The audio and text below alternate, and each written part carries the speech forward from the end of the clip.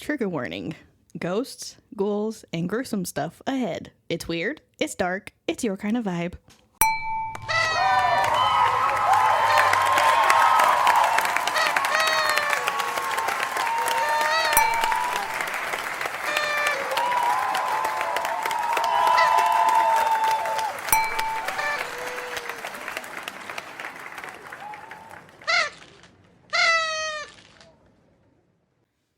Welcome to Haunted and Homicidal, the podcast where true crime meets the paranormal. I'm Lauren. And I'm Courtney. Every week we uncover the terrifying, the twisted, and the totally unexplainable.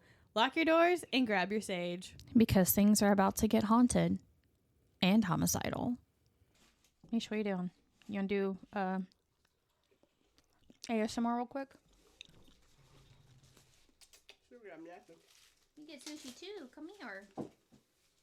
You know. Hold on. You ready?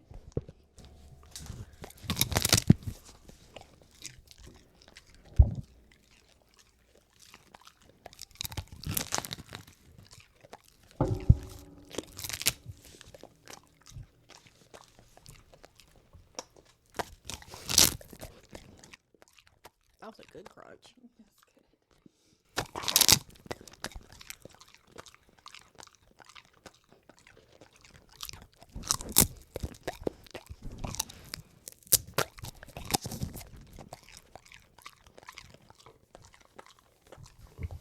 Good girl. That was a good ASMR this time. She got crab and seaweed today. Yeah, she loves both.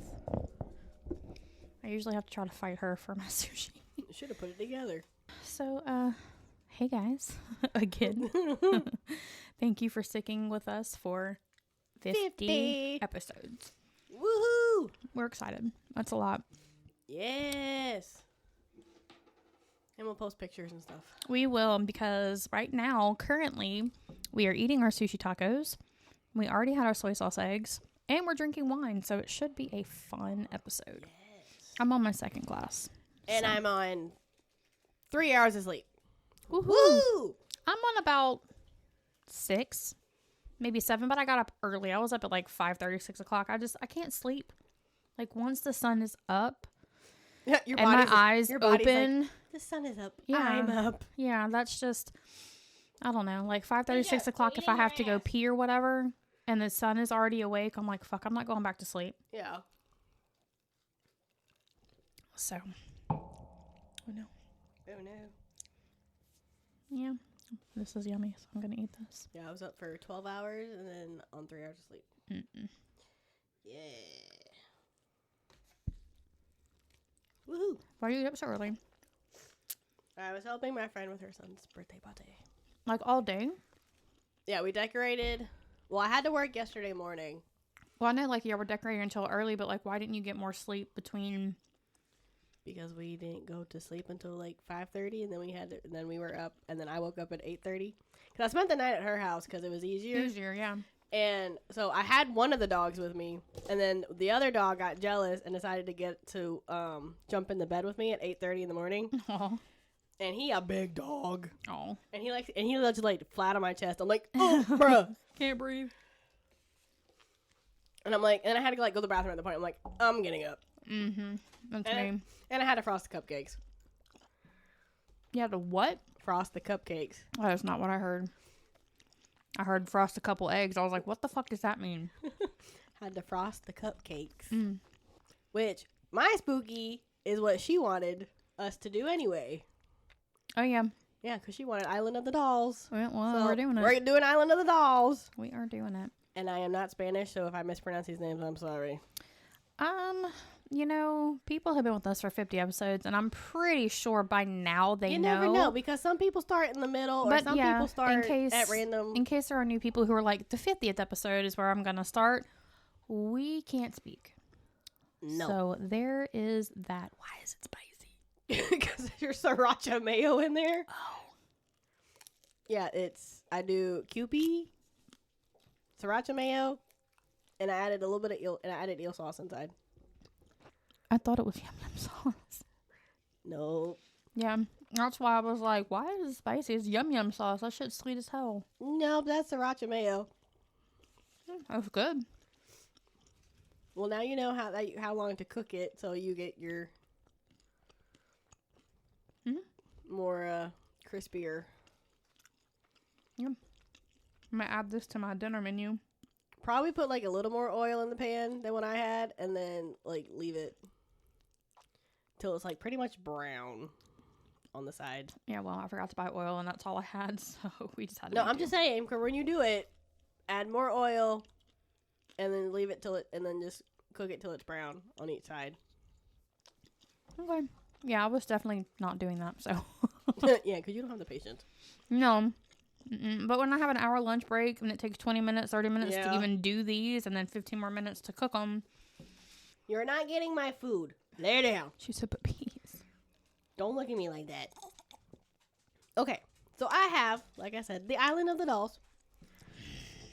I like those. You're not going to like this. At least it's not the Island of the Children. Ooh, child dolls. No. Oh my god. It's pretty much children because it's dolls and the backstory. Okay. So it's located in the channels of Acapulco, south of the center of Mexico City, Mexico. I'm not going there. A multitude of dolls of various styles and colors can be found throughout the island. Local legends surround the dolls and the island's reclusive former owner, Don Julian Santana Barrera, making the island a popular destination for dark tourism. In 2022, Guinness World Records recognized the island as hosting the world's largest collection of haunted dolls. You can tell I'm drinking today. I said Guinness. Okay. I was like, I thought you were going to be like, genius, somebody bought the island and did whatever. No. Oh, yeah, no. So, yeah. Okay. Oh, that's 4 years ago now. Because it's 2026. I'm sure the fuck is. Oh.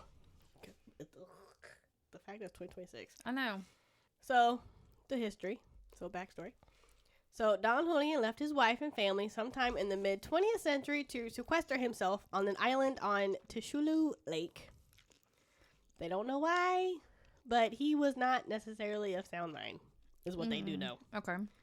So, he apparently either came across the body of a girl floating in the canals, Oh, no. or he had failed to save her from drowning. Oh, no. Even know her. Yeah. And then, so, the next day, he found a doll drifting down the canal, and believing it belonged to the girl, he hung the doll from a tree in her memory as a talisman to ward off evil spirits. Is that how that works? That's what he thought, and then... Okay. yeah. So it didn't work. No. Okay. It's sometimes claimed that he found a second doll in the canal the next day. Okay. And it's speculated that after her death, the young girl spirit haunted the island, and to appease her, Don Julian began scouring the trash and trading produce from his garden in exchange for more dolls. Because he was apparently haunted by the spirit of the girl and started hanging more dolls. No, that's just fucking creepy. I don't like this at all. Like, no, I don't like any of this. And then he soon realized the dolls themselves were possessed by the spirits of dead girls and continued to collect creepy dolls. Why? And according to those close to him, it was as if Don Julian was driven by some unseen force that completely changed him. I don't like it. And there was like no evidence of the girl's existence, so like they don't know if it was actually happened or like. Okay. And the island gained notoriety in 1943 when Mexican director Emilio Fernandez used it as a location of the film Maria Candelaria. Okay. And then after Don Julian's death in 2001, his family opened the island to the public as a tourist attraction. In addition to the hundreds of dolls, because there's a lot of dolls, like a lot. It's 100 too many. It's more than 100. It's a lot. The grounds host 3 huts and a small museum with articles from local newspapers about both the island and the previous owner, which is Don. Okay. And then in the one-room hut that Don slept in, the first doll he collected is displayed, as well as Augustina, his favorite doll. Okay. And so it's accessible to the public via gondola-like boats. So, I have a question. Yes. Did his family, like, visit him on this island? Like, at all? Or like, how do people know which doll was his favorite? His nephew. Would So like family would visit. Because I know his nephew visited. Mm-hmm. And I think other people, yeah, like his family visited. Okay. But like he just wanted to be left alone, yeah, he just wanted basically. to be by himself. Okay. Yeah. And it's accessible to the public via gondola-like boats. And so most rowers are willing to transport people, but then some people refuse to out of superstition. Okay. They're like, no. I mean, like, you don't have to do it, so, okay. And then in 2001, his nephew came to the island to help his uncle. And as they fished in the canal, Don Julian, who was 80 at the time, sang passionately, claiming that mermaids in the water were calling for him. Those aren't mermaids, babe. Those are sirens. The nephew left briefly, and upon his return, found his uncle lifeless, face down in the canal, in the same spot where the girl was said to have drowned. I don't know about this. Because, I mean, if he was already suffering from mental health issues, it's very probable that that experience never happened. Yeah, so they don't know, like, if he, like, made it up or, like... Intentionally or just because, like, he wasn't all there. But, like, if other people are having experiences on the island... Well, he's technically the only one that lived on the island. Well, I mean, like, visitors and stuff. Like, if investigators or whatever are having experiences, there may be some truth to it, but it might not be, like, that truth. And since the island became open to the public, there have been reports of the dolls moving their heads, Nope. arms, and opening their eyes. Mm-mm. Visitors also claim to have heard the dolls whispering to each other. Fire pit. And visitors occasionally place offerings around the dolls in exchange for miracles and blessings. And some change the dolls' clothes and maintain the island as a form of worship. I don't like any of this. All right, so this island has been on many, many media stuff. Mm-hmm. That's crazy because I've never even heard of it. Well, it's like more like Mexican TV shows and gotcha. like Discover, so like Ghost Adventures and the Amazon Prime show Lore. It was also featured on BuzzFeed Unsolved, where co-host Shane Medica, a firm skeptic of the paranormal, jokingly asserted that he believes the legends about the island. Okay. I don't know. It was like, haha, this is a joke. I believe it. I think it was, I don't know. And it was also used for the episode Estes son las Mananitas, Season 1, Episode 10, of the Mexican TV comedy Nostros los Guapos, where the main characters Vitor and Albertano are left behind on the island by an irritated Dona Cuca, and as night falls, they are rescued by the local emergency crews and end up on the news. And then in 2020, Josh Gates researchers Phil Torres and Jessica Chobot did an episode for the show Expedition X at the location with paranormal investigator Jason Hawes of the show Ghost Hunters. And then I like Ghost Hunters. The premiere episode, so Season 1, Episode 1, December 1st, 2023 is when it premiered. The Unbelievable with Dan Aykroyd on the History Channel features the island. The 8th case of the 7th installment of the Facebook video game Criminal Case, subtitled Supernatural Investigations, features the island as its main setting. The island was also featured on the Sam and Colby YouTube channel, with the duo attempting to get Augustina, who's also known as a doll of protection, to protect them from evil spirits and leave her offerings. The boys also performed a ritual and said that La Llorona had joined them alongside Don Julian. I'm sure they did. And then the music video for Lady Gaga's song The Dead Dance, directed by Tim Burton, was filmed at the location, which premiered on September 3rd, 2025. Is that the one they used in Wednesday? Mm-hmm. Huh. Mm-hmm. And then my favorite show, Ghost Adventures. Yeah, that's the one that Enid and The ghost girl dance, yeah. I can't remember what her name is. For the life of me. I can't either. And she was so prevalent that season. Mm-hmm. Oh my god, what is her name? Astrid? No. Mm-mm. Astrid is Wednesday's daughter in Beetlejuice 2. Oh, yeah. Oh, yeah. What is her name? I don't know. I don't remember. All right, so they get to the island, and they see dolls with missing eyes, broken limbs, and decaying features hanging from trees and scattered around the ground. They can feel the heavy energy surrounding the dolls, and they remark on how disturbing it is that the island has an aura of sadness and anger. Agnes, that's what it is. I knew it started with an A. Yeah. They comment how at night the dolls appear almost lifelike. So Zach and Aaron conduct EVP sessions in the middle of the island, and they start calling out to the spirits, asking if anyone is there, if the dolls are indeed haunted, and they also ask the spirits to communicate through the dolls. So while they're talking to the dolls, they hear a faint noise which sounds like a breath or a whisper, but they're unable to immediately confirm what it is. And of course, Aaron feels uncomfortable mentioning that there's something off about the energy on the island. I mean, it's full of fucking dolls, so yeah. Yeah, and then Zach feels an overwhelming sense of sadness and anger. Okay. He usually does. And they get the sense that something sinister or oppressive is near, but it's not clear what or who it is. And then at one point during the session, in which you can see in the episode, the team notices that several dolls hanging seem to be swaying or moving slightly, even though there's no wind. Nope. Burn it to the ground. And they set up a spirit box, and the first response comes through as a voice that sounds distinctly childlike. No, the fuck when it doesn't. Zach asks, "Who's here with us?"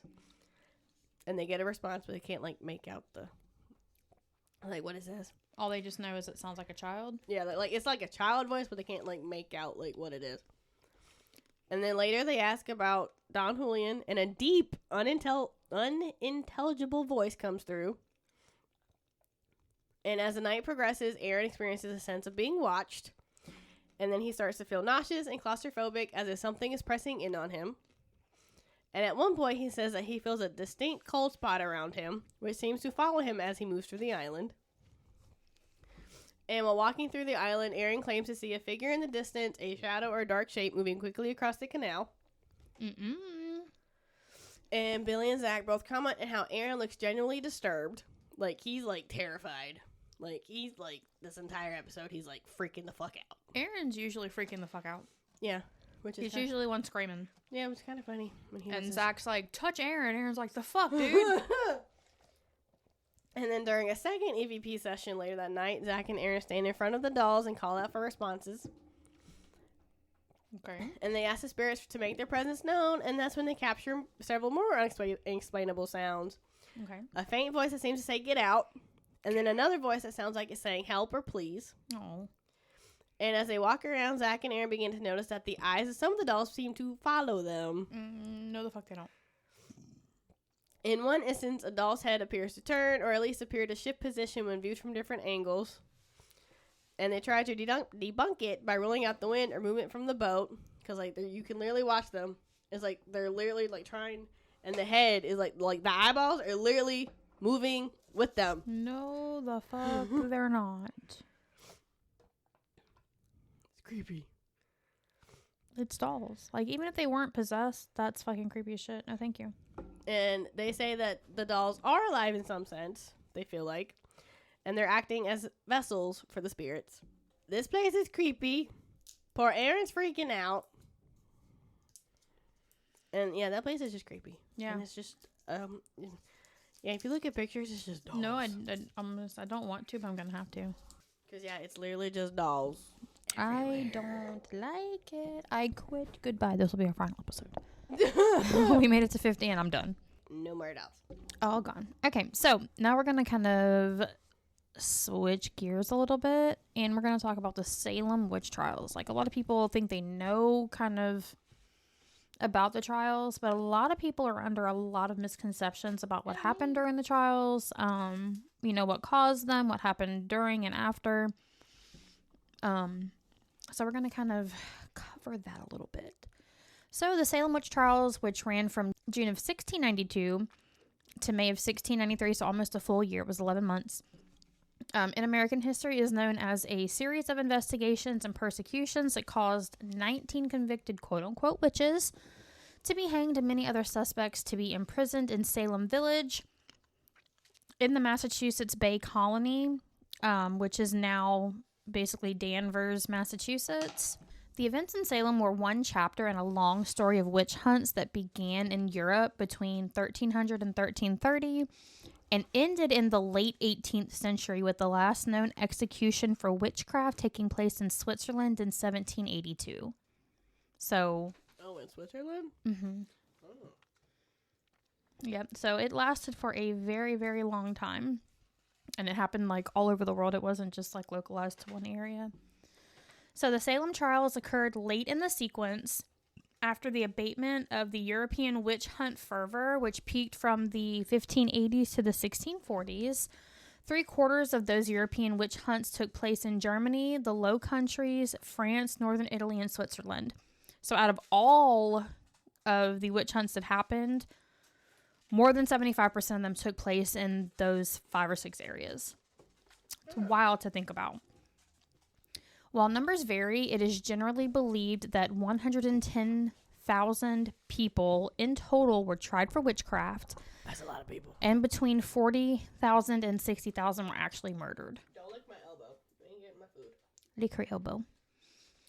These quote-unquote hunts were efforts to identify witches rather than pursuits of individuals who were already thought to be witches. So the trials were not to convict people who were already thought to be a witch.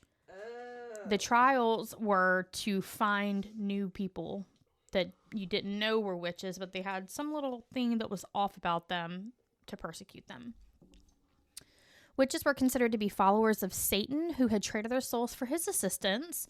It was believed that they employed demons to accomplish magical deeds, that they changed from humans to animal form or from one human form to another. So like jumping into another person's body or just like mirroring that person. That animals acted as their quote-unquote familiar spirits or familiars, and that they rode through the air at night to secret meetings or orgies. They rode on their brooms. Yeah, they're like, that bitch is going to a fucking orgy on her what are they called? Libman brooms. Mm-hmm. Yeah. There is little doubt that some individuals did worship the devil and attempt to practice sorcery with harmful intent. There are people like that now. Yeah. You know, I mean, I don't think it probably doesn't do a whole lot, but there are people. Pazuzu said he was a fucking warlock. Yeah, so but he actually did do damage, but he didn't do like magic. He like murdered people. The process of identifying witches began with suspicion or just plain rumors. Accusations then followed, often escalating to convictions and executions. The Salem witch trials and executions in particular came about as the result of a combination of church politics, family feuds, and hysterical children. So, in the late 17th century, there were actually 2 Salems. One was a bustling, commerce-oriented port community on Massachusetts Bay known as Salem Town, which is now modern-day Salem.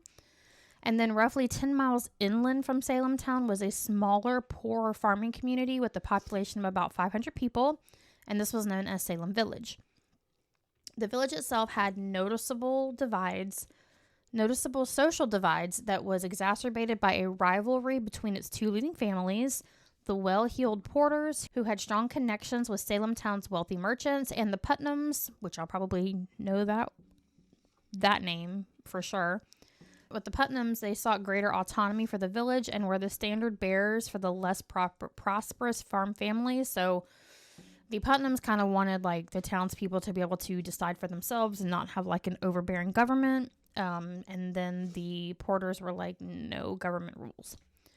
So in 1689, through the influence of the Putnams, Samuel Parris, a merchant from Boston, became the pastor of the village's Congregational Church. Parris, whose largely theological studies at Harvard College, now university, had been interrupted before he could graduate, he was in the process of changing careers from business to the ministry. He brought his wife, their 3 children, a niece, and 2 enslaved persons. These 2 people were thought to have been brought from Barbados or the Caribbean, where Parris was actually from. And their names were John Indian and Tituba. And he brought them to Salem Village. Paris had shrewdly negotiated his contract with the congregation, but relatively early in his tenure, he sought greater compensation. So he's like, hey, I want more money. Yeah. I don't want to pay taxes on it. Including ownership of the parsonage, which did not sit well with many members of the congregation. So they were like, yeah, we'll pay you more, but you can't just like claim everything. You can't just have everything because you want it. So Paris's Orthodox Puritan theology and preaching also divided the congregation, a split that became demonstrably visible when he routinely insisted that non-members of the congregation leave before before communion was celebrated. So that's rude. all these people were coming to church. Ma'am, I have no food for you. Get and out. He's like, you can't celebrate communion with us. During this, the congregation divided into pro-Paris and anti-Paris factions. So, Paris's daughter Betty, who was 9, and his niece Abigail Williams, who was 11, and their friend Ann Putnam Jr., who was 12, began indulging in fortune-telling. Wait, why are you going to do Ann Jr.? Because she's named after the mom. But why are you going to do Junior? I don't know. Okay. Yeah, like maternal side, like you don't usually see a junior. It happens seldomly, but she's named exactly after her mom, so I guess junior, Okay. Yeah. In January of 1692, Betty and Abigail's increasingly strange behavior came to include fits. They screamed, made odd sounds, threw things, contorted their bodies, and complained of biting and pinching sensations. So that February, unable to account for their behavior medically, the local doctor, William Griggs, put the blame on the supernatural. Of course. At the suggestion of a neighbor, a quote-unquote witch cake made with the urine of the victims was baked by Tituba to try and ferret out the supernatural perpetrator of the girls' illnesses. Although it provided no answers, its baking outraged Paris, who saw it as a blasphemous act. So remember, he was a Puritan. He was very religious. For one, why are you going to eat cake made out of pee? Yeah, and he was very religious. So it wasn't even the ingredients that he had a problem with. Yeah. It was the fact that it was called a witch cake, and he was very Puritan. Like, no magic, none of that. Yeah. It's blasphemy against God. He wanted no part of it. Yeah. So, pressured by Paris to identify their tormentor, Betty and Abigail claimed to have been bewitched by Tituba and 2 other members of the community. So, the same woman who was trying to help them to figure out who had witched them, they turned around on her and said, it was you. You did it. They ended up not being Tituba either, didn't they? Like, they just did it just for fun. We'll get there. Because I feel like I remember this story. Yeah, we'll get there. This is like the main story of how Yeah. all this happened in Salem. So Sarah Good, an aggressive beggar woman, and Sarah Osborne, an elderly bedridden woman who was scorned for her romantic involvement with an indentured servant, were the other 2 members of the community that they identified. On March... Rude. Yeah. The outcasts. Yeah, and that's all. We'll get there. That's all it was. On March 1st, 2 magistrates from Salem town, John Hathorne and Jonathan Corwin, went to the village to conduct a public inquiry. Both Good and Osborne protested their own innocence, though Good accused Osborne. They're just finger pointing at this point. Like, nobody knows anything. They're like, it's not me, but definitely her. Yeah. Well, at that time, they didn't know that was going to be their fate, right? Yeah. These were like the first people. Oh, yeah. So initially, Tituba also claimed to be blameless, but after being reportedly badgered, undoubtedly fearful, owing to her vulnerable enslaved status, Can you tell she's been drinking? she told the magistrates what they apparently wanted to hear, that she had been visited by the devil and she'd made a deal with him. So yeah, I would too. Get me out of this crap. Right. So just like they were just telling them what they wanted to hear in hopes of being released, let go. They did not realize that this was going to be... Because either way, they're not going to believe you if you tell them the truth.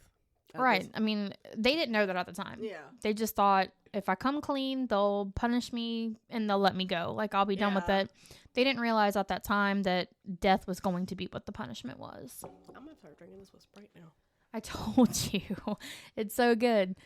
In the 3 days of vivid testimony, she described encounters with Satan's animal familiars and with a tall, dark man from Boston who had pulled up. Who pulled up? Yeah, let me pull up in my red pickup truck. Who had called upon her to sign the Devil's Book, in which she saw the names of Good and Osborne along with those of 7 others that she could not read. So she wasn't about to like name other people, but the people who were already named, she was like, yep, I saw their name in there. She's like, I'm going down, but I'm not going down alone. Right. I mean, she wasn't willing to drag anybody else into it, though. Yeah. So the magistrate then had not only a confession, but also what they accepted as evidence of the presence of more witches in the community, and hysteria mounted. Of course. The evidence they had was a scared woman who thought she was going to be sent back to her country to suffer harsher consequences in being slave, right? So she was scared. That's all they had. They had a scared woman's forced testimony. So other girls and young women began experiencing fits, among them Ann Putnam Jr., her mother, her cousin Mary Walcott, and the Putnam servant Mercy Lewis. Those they began identifying as other witches were no longer outsiders or outcasts, but rather upstanding members of the community. So right at first, it was outcasts. Yeah. People they didn't like, they had problems with, just weird people. Now it's like, you know what? We're going after the high people. Yeah, one was just a beggar, and like people got tired of her asking for money. So they're like, you know what? Witch. Now they're like, it doesn't matter who it is. It's going to be everybody. Yeah. So Rebecca Nurse, a mature woman of some prominence, was the first accused of the higher-ups. As the weeks passed, many of the accused proved to be enemies of the Putnams, and Putnam family members would end up being the accusers in dozens of cases. So it was all people the Putnams didn't like. Pretty much. And they were the ones that are like, witch, witch, witch. What? Nobody else. It was them. And then like eventually people jumped on the bandwagon. They're like, yeah, I saw them. They were talking to a goat, a black one.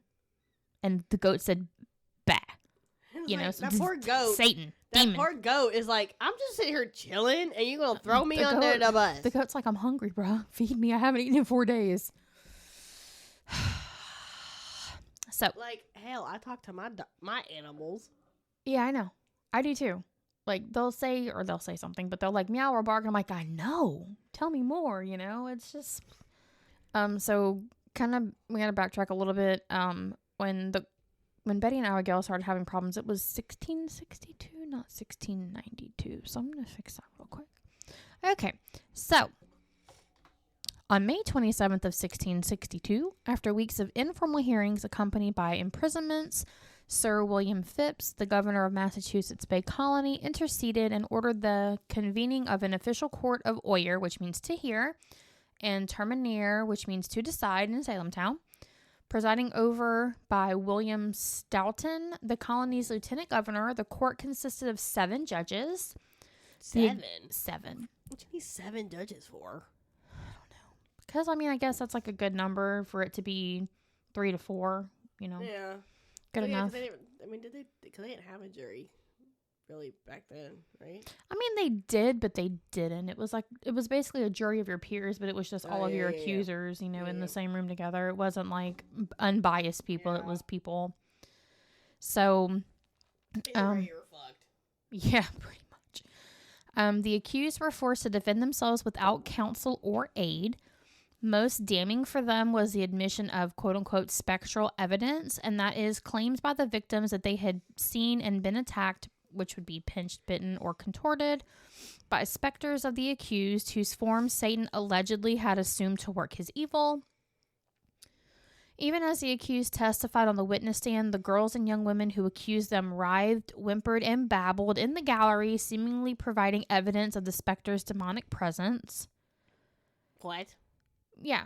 So while the accused were on the stand getting asked questions, the accusers were sitting in the gallery just acting fucking stupid. Ow, pinched me. Ow, I got slapped. Ow, and like on the floor. Bitch, you want to get slapped? Because I'll fucking slap you. Right. I mean, and that's just, they were just doing that, and the court's like, evidence. Like, you don't think these girls are just making this shit up? Come on. At that point, my hand... Like, we know now, but like back then, you know, the Puritan community, they were like... I know, at that point, I'd be like... Slap. Oh, you actually did get slapped that time. Yeah.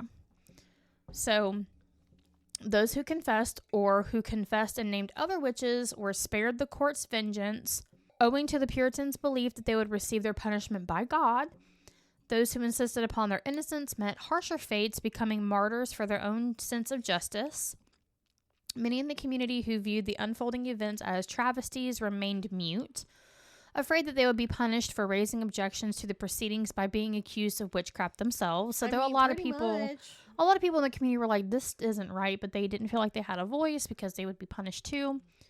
On June 2nd, Bridget Bishop, who had been accused and found innocent of witchery some 12 years earlier, 12 years, was the first of the defendants to be convicted. On June 10th, she was hanged on what became known as Gallows Hill in Salem Village. On July 19th, 5 more convicted persons were hanged, including Nurse and Good, who had responded to her conviction by saying that she was no more a witch than the judge a wizard. She said, yeah. No. She's like, if I'm a witch, you're a fucking wizard. You a wizard, Harry. Wands up, bitch. Woo! George Burroughs, who had served as a minister in Salem Village from 1680 to 1683, was summoned from his new home in Maine and accused of being the witch's ringleader. That bitch wasn't even there.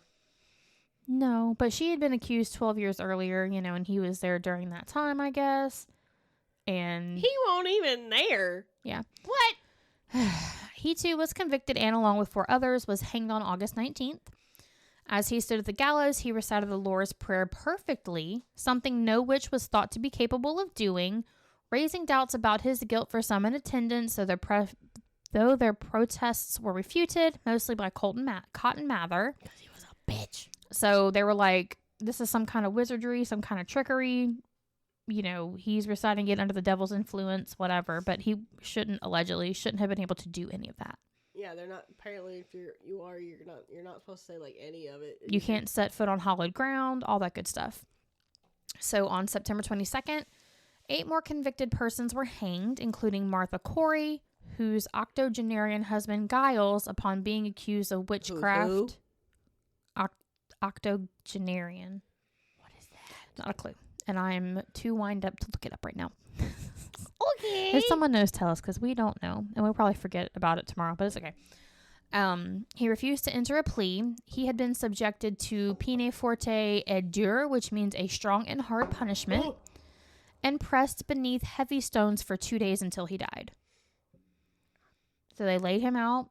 What the fuck? In the courtyard and put heavy ass stones on him, and he was pressed to death, literally pressed to death. Wait, how do you spell octogenarian?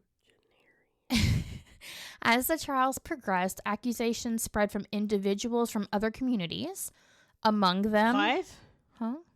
It says a person... Wait, did I spell that right? Octogenarian. A person who is from 80 to 90 years old? So he was 80. He was in his 80s, and they were accusing him of witchcraft, and he refused. A person is used as a can for walk. Yeah, it's usually it's an old person. An old person. Okay, that's what you did just say. The fact that they had to use a fancy word for fucking old person. Yeah. What the hell? So some of these other communities were Beverly, Malden, Gloucester, Andover, Lynn, Marblehead, Charlestown, and Boston. So like all over Massachusetts, they were kind of going through the same thing. On October 3rd, Cotton Mather's father, Increase Mather, an influential minister and the president of Harvard, condemned the use of spectral evidence and instead favored direct accusations. He said, quote, "The devil never assists men to do supernatural things undesired. When, therefore, such things shall be testified against the accused party, not by specters, which are devils in the shape of persons either living or dead, but by real men and women who may be credited, it is proof enough that such a one has that conversation in correspondence with the devil, as that he or she, whoever they be, ought to be exterminated from among men. This notwithstanding, I will add, it were better than 10 suspected witches should escape that one innocent person should be condemned."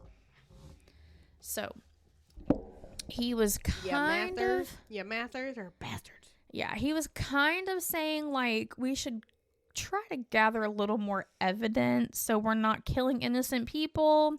Especially a freaking 80-something-year-old man who can barely walk. Right, and he's saying, like, people saying, oh, that I'm being pinched or bitten or whatever is not evidence enough.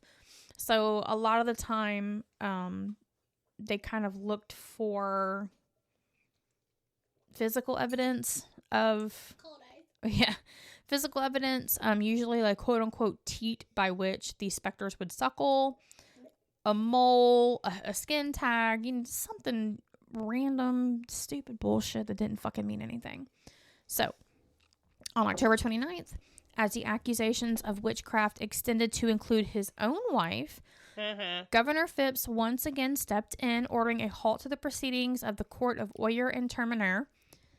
In their place, he established a superior court of judicature, which was instructed to not admit spectral evidence. So he agreed, like, pinching, biting, whatever, that's not evidence anymore. Because his wife was accused. Not because he believed that spectral evidence wasn't but he was evidence. Like, bruh. But now, oh, my wife, it's all fun and games until it happens to you. Exactly. And then it's like, oh, no, this is a problem. Yep. So. Like, this was a problem in the very fucking beginning. Yeah, it was the beginning. The beginning was a problem. Red flag number 1. So, trials resumed in January and February, but of the 56 persons indicted, only 3 were convicted, and they, along with everyone held in custody, had been pardoned by Phipps by May 1693 as the trials came to an end. 19 people had been hanged, and another 5 had died while in custody. That's crazy. In the years to come, there would be individual and institutional acts of repentance by many of those involved in the trials. In January of 1697, the General Court of Massachusetts declared a day of fasting and contemplation for the tragedy that had resulted from the trials. That month, Samuel Sewall, one of the judges, publicly acknowledged his own error and guilt in the proceedings. Good. You should feel bad. Yeah. In 1702, the General Court declared that the trials had been unlawful. Of course. In 1706, Ann Putnam Jr. apologized for her role as an accuser. It's too late, bitch. Way too late. 22 of the 33 individuals who had been convicted were exonerated in 1711 by the Commonwealth of Massachusetts, which also paid some £600 to the families of the victims. That was nice. In 1957, the state of Massachusetts formally apologized for the trials. Took them 300 years. 300 years. That's some bullshit. That's 300 years. Crazy. It was not until 2001, 25 years ago. 25 years ago. That's ridiculous. 25 fucking years ago. That's ridiculous. The last of the 11 of the convicted were fully exonerated. 25 years ago. It took this fucking long? 300 years.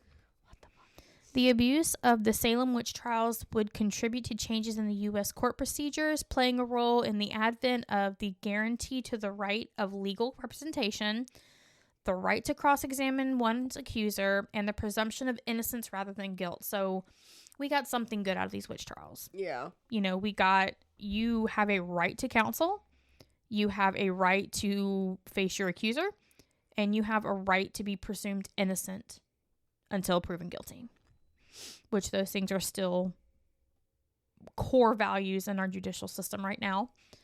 The Salem trials and the witch hunt as metaphors for the persecution of minority groups remain powerful symbols into the 20th and 21st centuries, owing in no small measure to playwright Arthur Miller's use in The Crucible, which was written in 1953.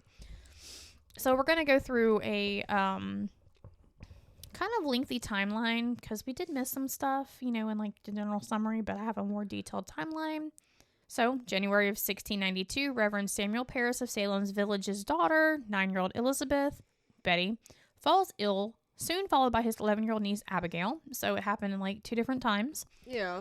Mid-February, after a month of fasting, prayer, and home remedies, Betty and Abigail had not improved. The girls are examined by a doctor, most likely local physician William Griggs, who pronounces their alarming behavior to be caused by bewitchment.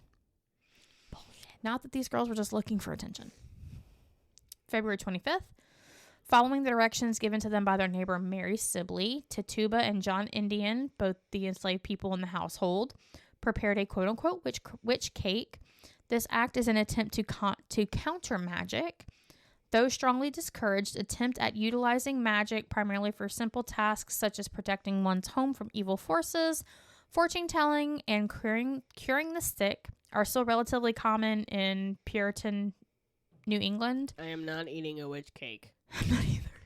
Fuck that. This particular charm calls for the combination of the sick girl's urine with rye meal to create a small cake.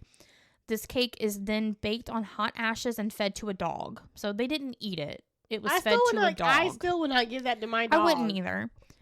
The hope is this could harm the witch responsible for hurting the children. Around the same time, 12-year-old Ann Putnam Jr. and 17-year-old Elizabeth Hubbard are the next to become afflicted with the mysterious illness. The girls report terrible attacks from invisible specters and apparitions. February 29th. The girls name 3 women, alleging that these are the witches who are harming them by invisible means. Warrants are issued for the arrests of Sarah Good, Sarah Osborne, and Tituba. March 1st, Tituba, Sarah Good, and Sarah Osborne are examined in the meeting house in Salem Village by magistrates John Hathorne and Jonathan Corwin. Though Sarah Good and Sarah Osborne maintain their innocence under extreme pressure, Tituba confesses, implicates Sarah Good and Osborne, and tells the magistrates there are more witches, though she is unsure of their identities, which were the 7 people that she found in the book. March 3rd, though Betty Paris and Abigail Williams and Elizabeth Hubbard temporarily recover after the initial suspects had been brought into custody, Ann Putnam Jr.'s torment continued. She soon claimed that she saw specters of Martha Corey, Dorothy Good, the 4-year-old daughter of Sarah Good. She is 4? She was 4. And Elizabeth Proctor. She is 4. She's 4 years old. Yep. What?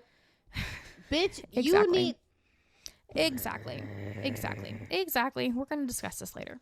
On March 13th, Ann Putnam Jr. allegedly sees yet another specter, this time of an unknown old woman sitting in her grandmother's chair. Guided by the suggestion of either her mother, Ann Putnam Sr., or the Putnam 17-year-old servant, Mercy Lewis, Ann Jr. eventually identifies the specter as an elderly village resident, Rebecca Nurse, which we talked about. Soon Mercy falls ill and is now also regularly tormented by the same mysterious affliction. March 18th, Ann Putnam Sr., who is 31 at the time, reports spectral torment. She is now among a small group of adult women who claim to be afflicted. The fact that all you fucking bitches did this shit for attention is sad. Yep. It's insane. Just because your husbands ain't giving you so much attention does not mean you do this shit. Right. And then, like, they see their kids doing this shit for fun and games and whatever, and they're like, as fucking whole grown-ass adults, they're gonna do it too. What the fuck? And then you're gonna accuse a fucking 4-year-old. A 4-year-old. Who can't do shit. Who can barely talk. Barely talk. Yeah. Yes, less than a fucking 4-year-old who can barely talk sit there and say some fucking Latin shit. Right. Oh. Right. My eyes twitching. Both my eyes are twitching. So, March 21st, Martha Corey is arrested and examined at Ingersoll's Ordinary in Salem Village. She is held for trial. March 24th, having been arrested the previous day, Rebecca Nurse is examined before magistrates John Hathorne and Jonathan Corwin. Though she firmly maintains her innocence, the torment of afflicted witnesses present during the examinations is enough for the magistrates to hold her for trial. The 71-year-old Rebecca Nurse is sent to Salem jail. 71. What's a 71-year-old gonna fucking do to... April 2nd, Abigail Williams continues to claim she is tormented by the specter of Elizabeth Proctor. Meanwhile, John Proctor, who's Elizabeth's husband, keeps a close eye on his 20-year-old servant, Mary Warren. Though Mary testifies as an afflicted witness during the trial of Rebecca Nurse, her employer is outspoken skeptic of the affliction. In this environment, Mary fits eventually cease, and she posts a note on the meeting house door requesting prayers and thanks for her recovery. April 11th, having been arrested a few days prior, Elizabeth Proctor and Sarah Cloyce, Rebecca Nurse's sister, are examined in Salem town. John Indian, the husband of Tituba, is now among the afflicted and is present during these proceedings. During the examination, the afflicted claim both Elizabeth and her husband are tormenting them and appear to be violently afflicted. John Proctor is taken into custody. Sarah Cloyce and both Proctors are held for trial. At this point, y'all are just doing this shit to freaking... Y'all just doing shit. I don't like you, so I'm gonna do this shit. I don't like you. That's all it is.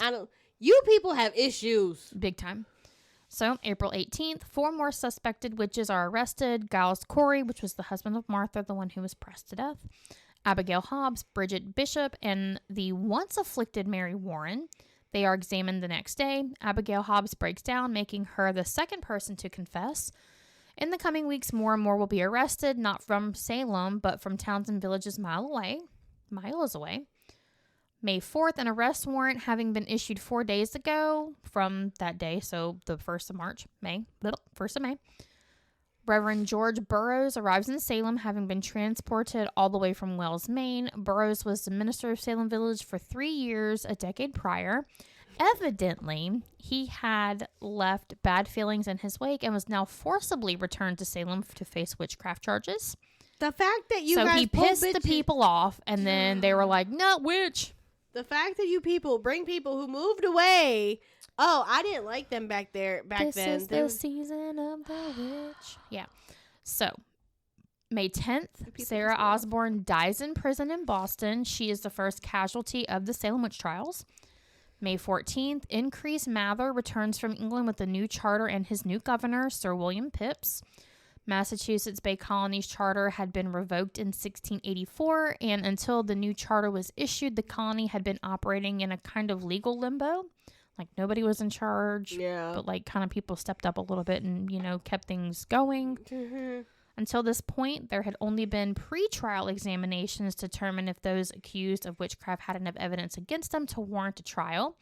With the arrival of the new charter, a court could now be formed to oversee the growing witchcraft cases. May 27th, Governor Phips approves the creation of a special court, the Court of Oyer and Terminer we talked about earlier. You don't need a court. You don't need none of this Which shit. basically means to hear and determine. So, trial. The court will try the witchcraft cases fully. May 31st, at the request of John Richards, one of the magistrates appointed to the Court of Oyer and Terminer, Boston Minister Cotton Mather offers advice regarding the witch trials. While Mather cautions against the use of spectral evidence, the appearance of invisible apparitions only the afflicted can see, he concedes that the court's procedure should be determined by the magistrate's good judgment. If he has good judgment. It's a big if. He did not. But considering how many died, there is no judgment. None whatsoever. June 2nd, Bridget Bishop is tried and condemned at the first sitting of the court in Salem. Sometime after this date, Judge Nathaniel Slatenstall resigns, presumably due to his dissatisfaction with the court's proceedings. So he was not happy, like, this was happening at all.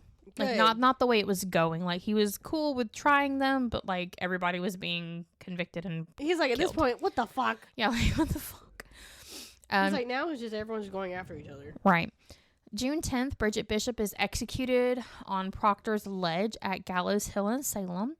She is the first person to be executed during the witch trials. Not the first to die, but the first to be executed. June 15th, 12 ministers of the colony advised the court not to rely entirely on spectral evidence to obtain convictions. The court ignores this advice and continues to rely heavily on spectral evidence. This is primarily the evidence used for convictions going forward. July 19th, Rebecca Nurse, Susanna Martin, Elizabeth Howe, Sarah Good, and Sarah Wilds are executed on Proctor's Ledge. When Sarah Good ascends the gallows, Reverend Nicholas Noyes encourages her to confess and save her soul. In response, she angrily replies, quote, "You are a liar. I am no more a witch than you are a wizard, and if you take my life, God will give you blood to drink." Okay. Okay, wind chimes. August 19th, George Jacobs, Martha Carrier, George Burroughs, and John Proctor and John Willett are hanged. Although George Burroughs recites the Lord's Prayer perfectly, Cotton Mather insisted that, quote, "The devil has often been transformed into an angel of light." What? Sure thing. Whatever justification you need, my guy. September 19th, the 71-year-old Giles Corey is taken to an open field near the Salem jail. The fact that this is how they killed a fucking old man. It's disgusting. And he is pressed to death under heavy stones after refusing to recognize the authority of the Court of Oyer and Terminer. This is the first and only time this method of torture is used in colonial New England. That's bullshit. They were like trying something new. Didn't like it. Bullshit. September 22nd, Martha Corey, Margaret Scott, Mary Eatsy, who is the sister of Rebecca Nurse, and Sarah Cloyce, Alice Parker, and Pudator Okay. Wilmot Red, Samuel Wardell, and Mary Parker are hanged. This is the last date of execution during the Salem witch trials.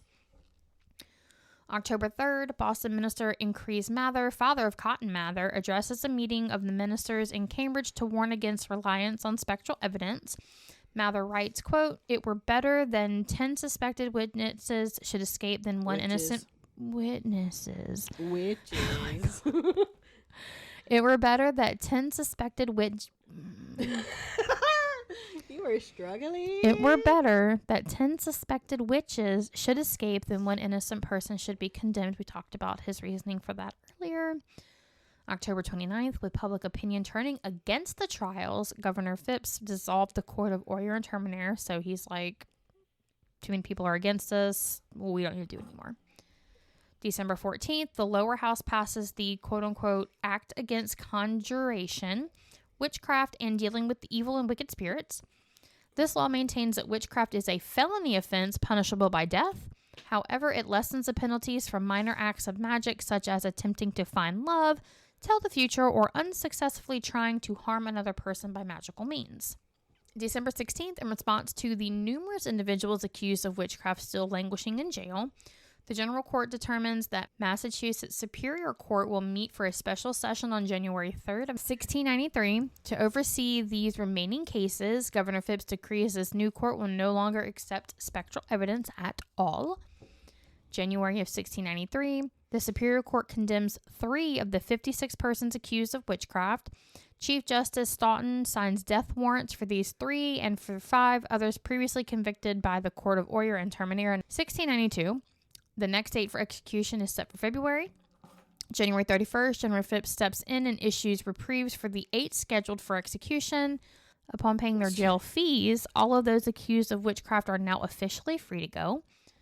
March 10th, Lydia Dustin, a 79-year-old resident of Reading, dies in jail while she was still being held for witchcraft. Though cleared of her original charges, she could not come up with the money to pay her jail fees and dies in jail waiting her release. So even though she was cleared, they're like, you still have to pay your fees. And she's like, how the fuck am I going to pay my fees? I've been in jail for however long. I don't have a job. Exactly. Like, The fuck? What the fuck? They should have fucking just let them out. They should have. But it's always about money. April of 1696, Samuel Parrish steps down as a minister of Salem Village. January 14th of 1697, the Massachusetts General Court orders a day of public fasting and prayer in atonement for errors made by the colony, including the witchcraft trials. On this day, 12 of the jurors of the Court of Oyer and Terminer sign a statement of apology for their role in the witch trials. In addition, Samuel Sewall, who served as a magistrate in 1692, stands before his congregation while his minister reads a prepared statement aloud. In this declaration, Sewall acknowledges his feelings of shame for his role in the witchcraft trials and asks God to pardon his sins. In 1698, a new minister, the 22-year-old Joseph Green, is ordained as a minister of Salem Village. Reverend Green tries to bring peace and reconciliation to his parishioners and rearranges the seating within the meeting house so that the families of the accusers and accused are sitting side by side. Oh, hell no. I ain't sit with them bitches. August 26th of 1706, at the age of 27, Ann Putnam Jr. wishes to join the Salem Village Church. No. On this day, she stands before the congregation as Reverend Green reads aloud her statement of faith. In her declaration, she apologizes for her role in the witchcraft trials, though she attributes her actions to a delusion of the devil. No, it was a delusion in your head because you were a fucking bitch. Yep. Ann Putnam Jr. is the only afflicted witness to publicly acknowledge her wrongdoing in the years after the witchcraft trials. You're still going to hell. Yep. October 17th of 1711, Massachusetts legislature approves the reversal. Why do you say legislator like that? Legislature. Okay. Legislature.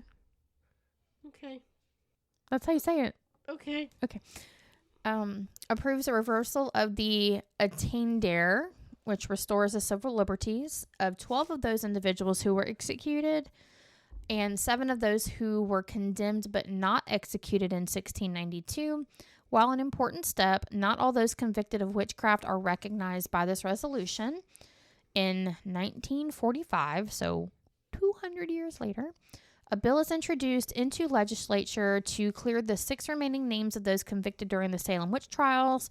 This bill is championed by descendants of Anne Putator. The one that you spent like 5 minutes trying to figure out how to say. Anne Putator.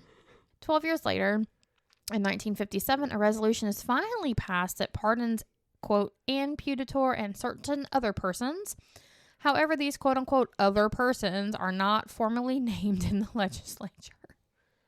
Wow. They're like, Anne and a couple every other guys. We don't know who just picked. Wow. October of 2001, 25 years ago, okay? The known missing names are finally added to the 1957 resolve. As such, Susanna Martin, Bridget Bishop, Alice Parker, Margaret Scott, and Wilmot Red are formally cleared of all witchcraft charges. This is an important acknowledgement of the wrongdoings and significance of events that took place in 1692.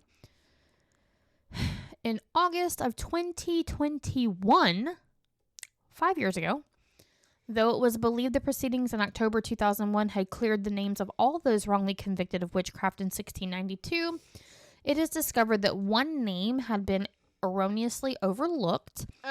Thanks to the work of historian Richard Height and the efforts of an 8th grade class at North Andover, Massachusetts, legislature is introduced to clear the name of Elizabeth Johnson Jr. It took a class of 8th graders. That's sad. Who have more balls and gumption than anybody in government right now. So now we're going to cover like some of the myths versus facts that people tend to believe surrounding the trials. The first myth is that witches were burned at the stake. That never happened in the United States. Not once. Not a single person was burned at the stake in the United States. This happened in England, European countries. In colonial America, witchcraft was a felony and the punishment was hanging. They were all hung. They were never burned. A lot of people believe that they were burned. And like if people talk about witches, that's what they tell you. You know, like burn at the stake, you know, whatever. But that's not what happened here. Burning again was a European practice, and in Salem, 19 people were hanged and one pressed to death.